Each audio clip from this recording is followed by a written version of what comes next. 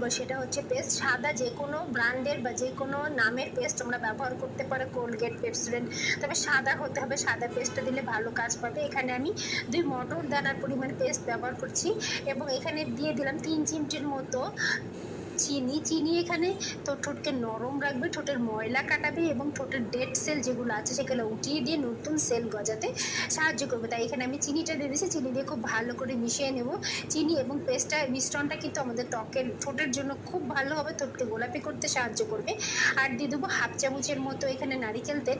নারিকেল তেল তোমাদের ঠোঁটকে ফেটে যেতে দেবে না, এটা তোমাদের ঠোঁটে ময়শ্চারাইজ করবে, ঠোঁটের ফাটা ভাব দূর করতে সাহায্য করবে। তাই এখানে আমি নারকেল তেলটা দিয়ে দিলাম। বন্ধুরা, তোমরা যদি নিয়মিত ঠোঁটের যত্নটা নাও না, তাহলে দেখবে তোমাদের কালো ঠোঁট অনেক সহজেই কিন্তু গোলাপি হয়ে যাবে, গোলাপি রং ধারণ করবে কালো ঠোঁট নিমিষেই।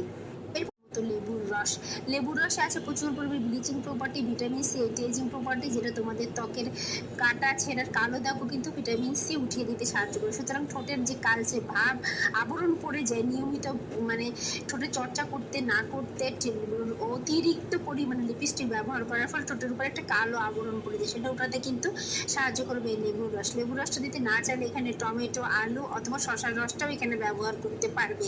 এখন আমি লেবুর রসটা দিয়ে খুব সুন্দর করে মিশিয়ে নিতে একটা কথা বলিনি, যদি তোমাদের ভিডিওটা ভালো লাগে, মনে হয় উপকারী, বেশি বেশি করে শেয়ার করে, যাদের ঠোঁট কালো তাদের কাছে কিন্তু এটা শেয়ার করতে ভুলো না।